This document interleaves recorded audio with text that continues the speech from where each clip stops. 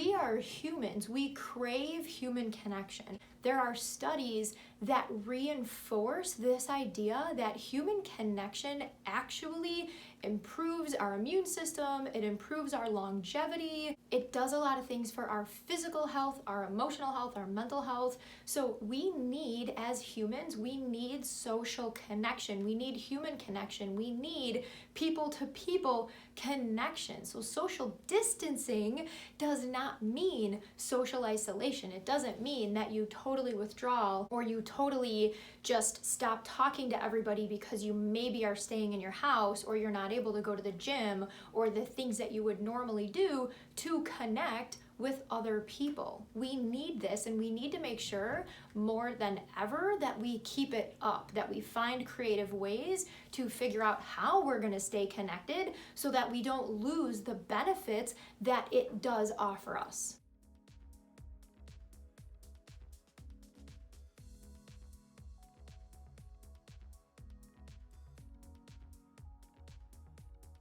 We need to talk about this whole social distancing thing because, like I've said in previous videos, perspective is everything, and what I'm seeing a lot of people struggle with is the idea and the definition of what social distancing is and how we're using it in this whole experience and what we're going through. Social distancing does not mean social isolation. Social distancing, keeping 6 feet from a person or shutting stores down or not being able to sit in a restaurant doesn't mean that you can't stay connected.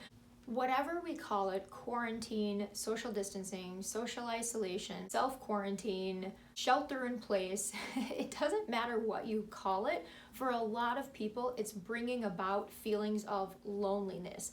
There is a difference between being alone and feeling lonely.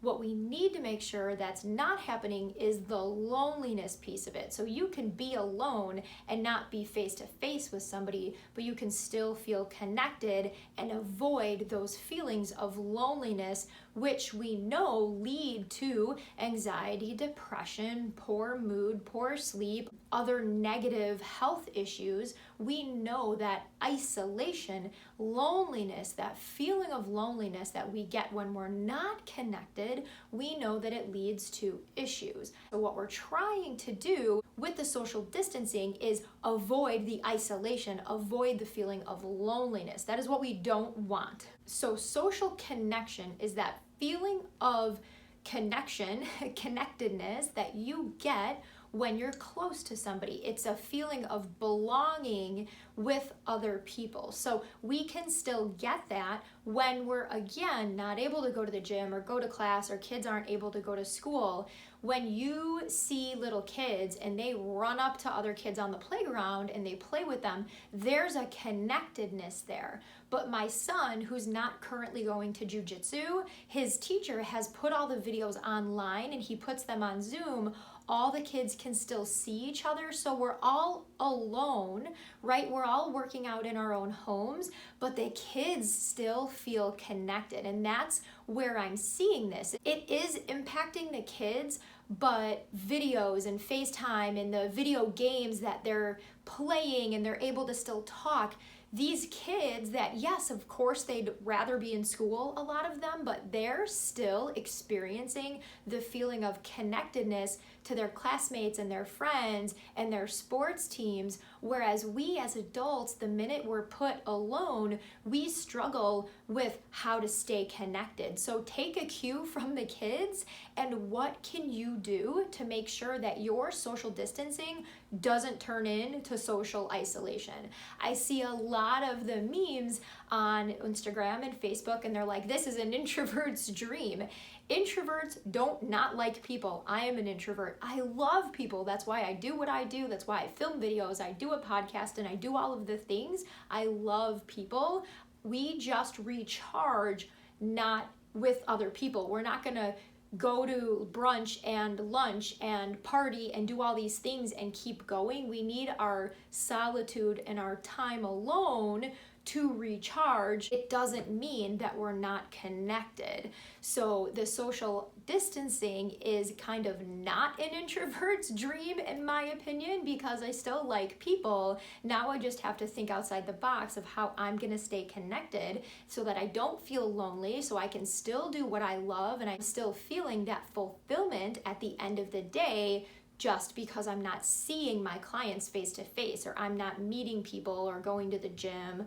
And just like my son, he's not going to class or school or things like that, but we're keeping the kids connected. So really think about how you're viewing this entire social distancing thing and your perspective around it. There's several things that we can do to maintain a sense of connectedness, to maintain that sense of belonging. There was a study in 2004, and 25% of Americans said or claimed that they didn't feel like they had somebody to go to if they had a problem. And we don't want that. We don't want that number to go up. I don't even like that it's 25%, and that was in 2004. So I'm not sure what those numbers are now, but I absolutely don't want them to go up. So we want to make sure we stay connected. And again, you're going to have to think outside the box. But there's a few things that I've seen happening and that I've encouraged clients to do, or that I've heard from my clients, that I think a lot of people can get ideas from. I've heard a lot of people using Zoom, Skype, FaceTime to do workouts with friends, happy hours, those social dates that we have, or mastermind calls or business planning. We have technology at our fingertips to face-to-face video keep us connected so that we're still seeing the people we care about. So schedule in workouts. I have teenagers that their sports season ended abruptly and it was taken away from them. So they still have the team on Zoom doing workouts. Whatever it is, they're using technology to stay connected. So schedule workouts or schedule happy hours or do things that you would normally do in person. Do them over video because that's what we can do right now. Don't think that just because we can't be person to person in person that we have to lose out completely. Stay connected over video. If you have been wanting to strengthen a relationship, now's the time. I think a lot of people are craving the connection with other people. So have those deeper conversations. Get to know your friends. Ask them tough questions. Ask them things you've never asked them before. Find out about how they grew up or their parents or their history. Find these deeper connections with the people you already have so that you come out on the other side having deepened these friendships and these connections. Don't just keep things where they are. Use this time to your advantage and deepen things with your friends or your family members or a cousin that you don't really talk to a lot, but you guys just never had the time and you've always been wanting to connect. I love Instagram, and you know, if you follow me, I use it to put out a lot of content. I stay connected with my audience on Instagram stories. You guys see my day, you see my son, you see my dog, you see my life. I like to share a lot of that stuff. But what I've been doing is I use an app to work out, and all the workouts are on there. And I was doing this before all of this happened, but what I would do is I use an app created by somebody, and she does the workouts that day that the app posts the workouts. Hopefully that made sense. So she'll post her own video in Instagram stories, and then by the time I work out, I either watch her working out before or after I've done the workout, and that just creates kind of a sense of community and connectedness for me. But the community piece of it is that she's doing the workouts with us. She's not just programming the workouts and putting them on her app and then leaving everybody to their own devices. She's doing them in real time with us. So that's a sense of community that we were just doing anyway, that I was tapped into. And now I'm realizing throughout all this, that's a way I'm staying connected. And it means even more now that this has all happened, because again, it's another way to keep that connectedness to other humans. And I don't even personally know the girl whose app I used, but I still feel like I belong. I still feel like I'm part of her community. So find something like that. Fitness-wise, that's just my idea that you can use to your advantage. Other fitness things that you can do, again, because we always say we don't have time to work out, so let's take this time. I have a client who she wants to do 100 squats a day. So her and a bunch of coworkers and a couple of her sisters, they're all gonna check in at the end of the day. They're gonna keep each other accountable. However they number it out, at the end of the day, they all hop on a group text and they're all like, did you get to 100? So they're cheering each other on. They're doing something that's good for their body. They all have a number to shoot for, right? There's a quantitative measure there. They're all trying to get to 100 every day. So while we're all working at home or they're not able to hang out in person, they're doing something together that's connecting them, that's giving them a sense of community, and that's helping their physical health, because squats are great, but it's just a different way to think outside the box and stay connected. Other things I've seen, just because St. Patrick's Day has already passed, a lot of what I saw on Facebook was parents would go on and say, can you put a shamrock, cut it out from a piece of paper or whatever it looks like and put it on a window,